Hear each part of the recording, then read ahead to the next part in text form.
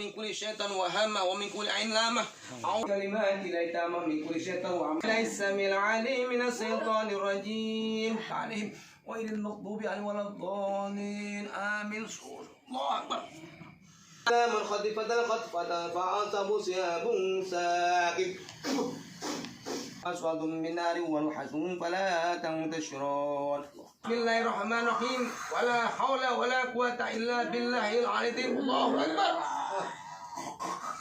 عزيمة لا تنشق بما في ألف ألف لا حول ولا قوة إلا بالله العلي العظيم صنعت كلمات التامة من شر ما خلق أعوذ بكلمات التامة من شر ما خلق أعوذ بكلمات التامة من شر ما خلق أعوذ بكلمات التامة من شر أعوذ بكلمات التامة من شر ما خلق بسم الله الوافي بسم الله المعافي بسم الله الذي لا يضر ما اسمه شيء في الأرض ولا في السماء وهو السميع العليم بسم الله الكافي بسم الله الوافي بسم الله المعافي بسم الله الذي لا يضر ما اسمه شيء في الأرض ولا في السماء وهو السميع العليم. Assalamualaikum warahmatullahi wabarakatuh. Alhamdulillah. Allahumma shalli ala sayyidina Muhammad wa ala ali sayyidina Muhammad. Nuril anwar wa sirril asrar wa dirayaqil ghair miftah babil yasar sayyidina wa maulana Muhammadil Mukhtar wa ala al-azhar wa subil akhir adadana min awdalih. Sahabat-sahabat semua, YouTuber, subscriber, sahabat semuanya yang selalu menghadiri, kita punya materi-materi tentang ruqyah, materi tentang zikir-zikir, materi tentang sholawat yang selalu nonton kita, ya, nonton terus channel kita. Saya doakan mudah-mudahan antum semua diberikan oleh Allah Subhanahu wa taala rezeki yang berlimpah, hidupnya berkah barokah, sukses dunia akhirat. Jadi kata kuncinya sukses dunia akhirat, hidupnya sukses, berkah barokah, rezeki berlimpah. Ya. Kenapa mesti sukses? Ya hidupnya harus sukses. Ya, sukses dalam arti bisa banyak memberikan manfaat kepada orang lain.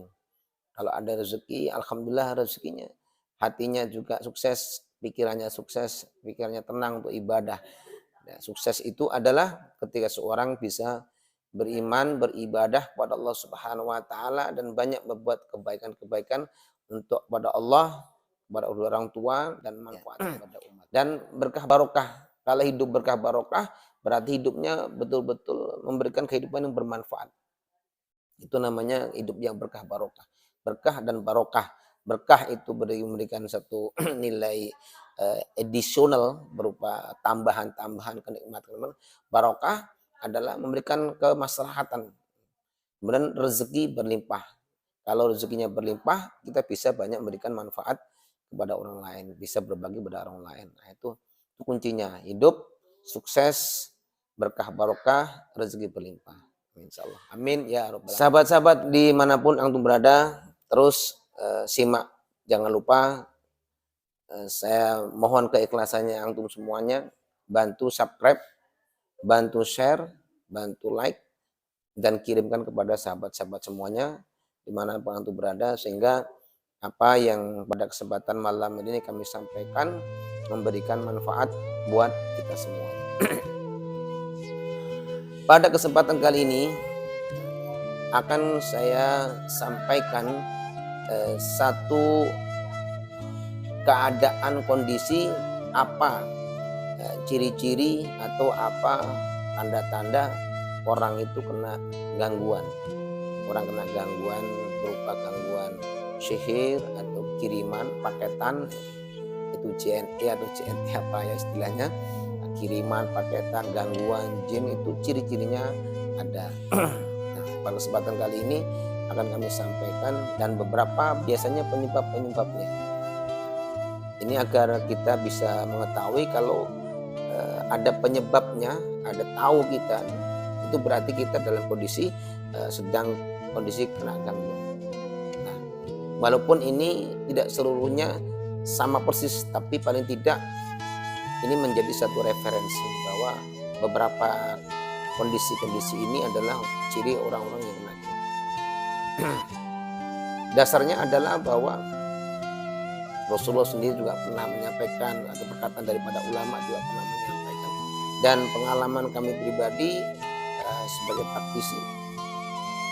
praktisi ruqyah syariah, beberapa tamu-tamu yang datang atau pasien yang datang, ternyata setelah dilakukan kondisi tanya apa mereka yang terjadi dan apa penyebabnya, ternyata beberapa hal ini yang akan saya sampaikan ternyata betul cocok dengan kondisi real. Nah, pada kesempatan kali ini ingin sampaikan apa tanda-tandanya orang yang kena gangguan, ya, baik dalam kondisi gangguan berat ataupun sedang. Ya.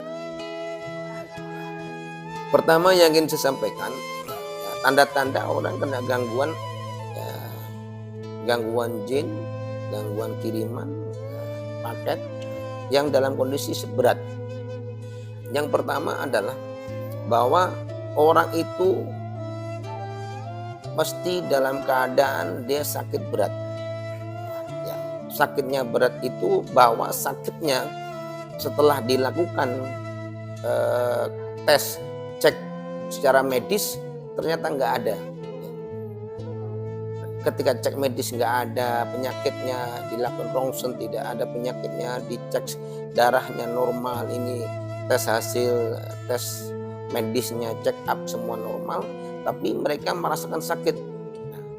Nah ini, nah kemungkinan besar ini adalah mendapatkan satu kondisi penyakit non medis. Jadi apakah itu kiriman atau faktor keadaan-keadaan yang nyasar sendiri. Nah ini yang pertama, sakit. Nah kemudian dari kondisi ketika orang itu sakit, kemudian kena dia atau sakitnya baik itu parah atau tidak parah, maka hal ini yang menjadikan perhatian buat kita adalah hal-hal yang menjadi tanda bahwa itu non medis seperti apa. Penyakitnya adalah ketika dia sendiri mendapatkan kondisi mimpi-mimpi yang buruk. Seringkali dia mimpi buruk, mimpi ular misalnya, mimpi diganggu, dikirimi atau diganggu jin dan sebagainya. Nah, ini salah satu tanda-tandanya. Salah satu tanda-tandanya.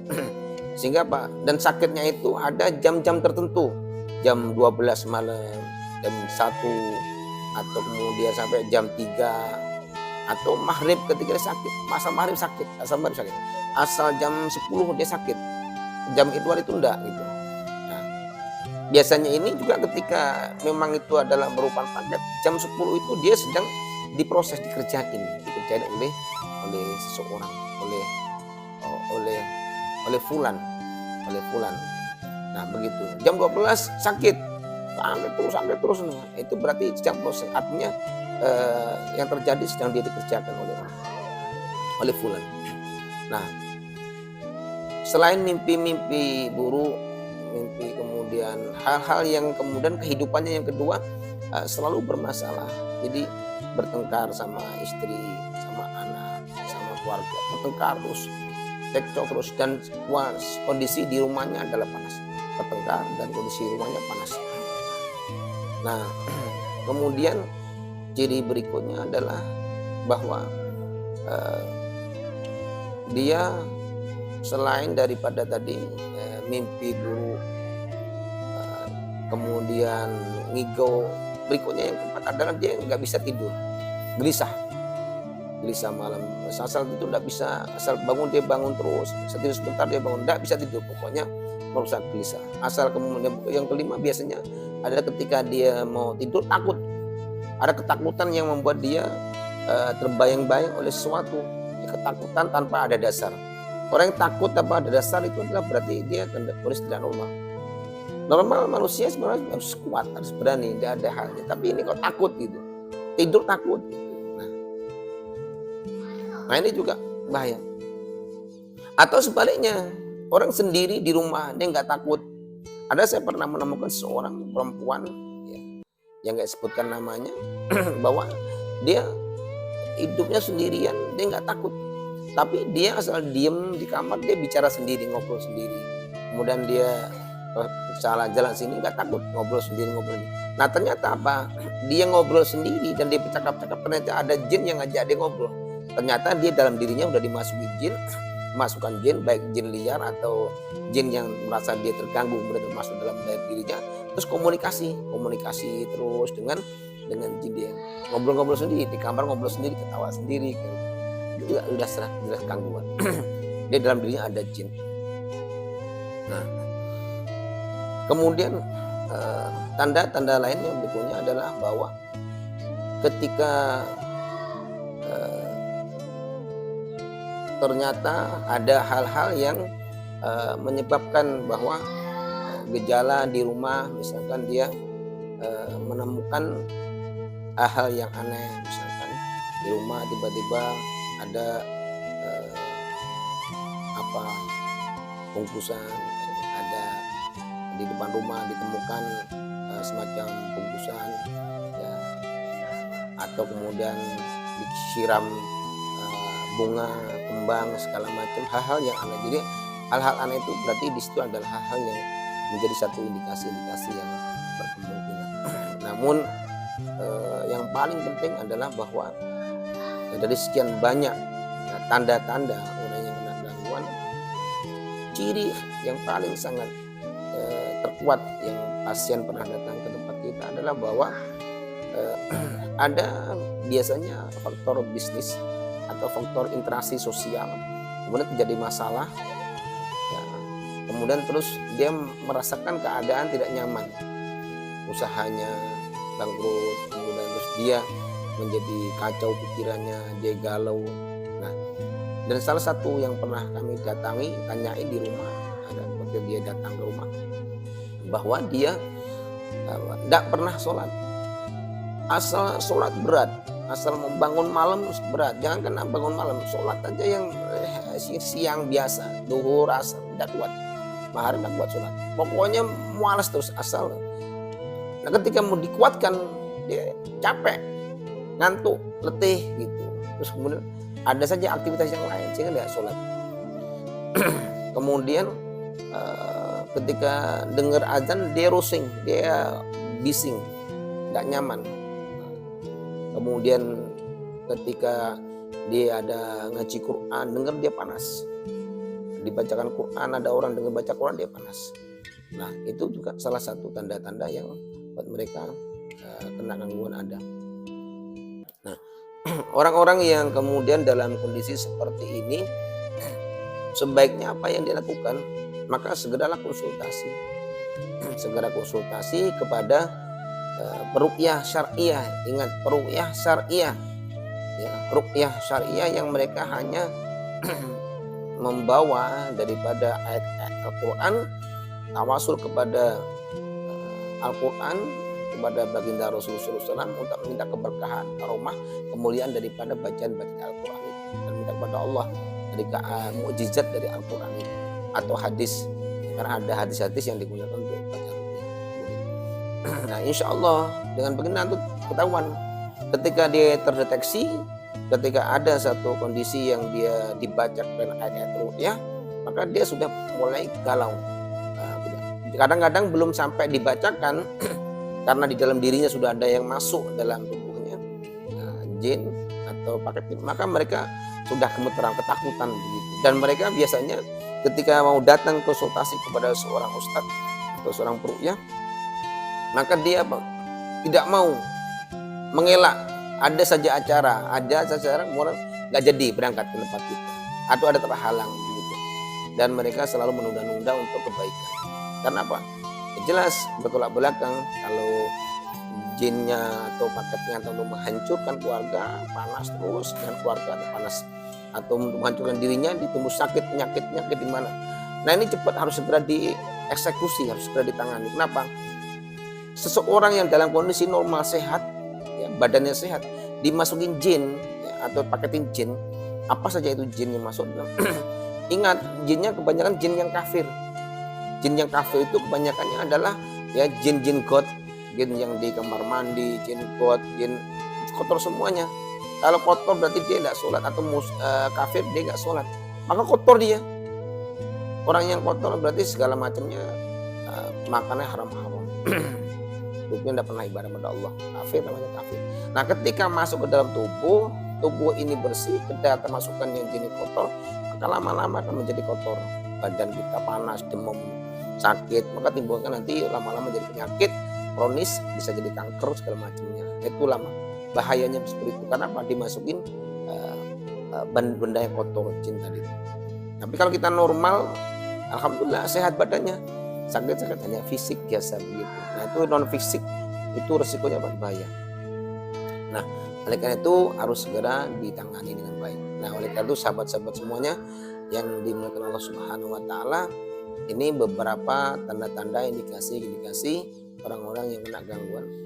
Nah setidaknya paling tidak adalah dikonsultasikan kepada ruqyah. Silakan konsultasikan baik via online atau non online, atau via chatting, tanya cari di mana-mana ada. Pada kita juga boleh, silakan kalau yang ada indikasi-indikasi tidak nyaman, tulis di komen, kemudian nanti akan kita jawab. Kalau ada yang mau misalkan meruqyah online juga silakan, bisa kita ruqyah online, nanti dengan calling WhatsApp bisa kita ruqyah dari jarak jauh juga bisa, insyaallah atas izin Allah Subhanahu Wa Taala. Dan tidak usah takut, penting yakin kepada Allah Subhanahu Wa Taala. Kita mau jalan baik, ada saja jalan untuk kita menuju satu kebaikan. Nah, sahabat-sahabat semuanya yang dimaulah Allah Subhanahu Wa Taala, nah beberapa tanda-tanda tadi ya sudah kita sampaikan. Mudah-mudahan ini tanda-tanda yang kita bisa ketahui untuk mendeteksi awal. Jangan lupa bahwa orang-orang atau siapapun yang sudah tidak sholat, ya malas sholat, malas ibadah, tidak mau puasa, tidak mau ngaji Quran, tidak mau belajar, itu juga tandanya orang dalam keadaan kena gangguan. Gangguan apa ya? Dia tidak mentaati perintah Allah Subhanahu Wa Taala, dan ketika efek dia tidak kemudian melaksanakan perintah itu, berarti dia sendiri dalam keadaan kena gangguan ya ibadah kepada Allah. Jadi ada hal-hal yang waruh. Ya kemalasan itu dari hawa nafsu. Minimal adalah hawa nafsu yang mengganggu pada dirinya. Oleh karena itu sahabat-sahabat semuanya segera berbenah, segera kemudian kita merubah diri dan segera konsultasikan dalam perubahan-perubahan yang menjadi lebih baik, hijrah menjadi baik. Insyaallah mudah-mudahan bermanfaat. Sampai ketemu pada materi berikutnya. Salam sukses, berkah barokah, rezeki berlimpah. Assalamualaikum warahmatullahi wabarakatuh.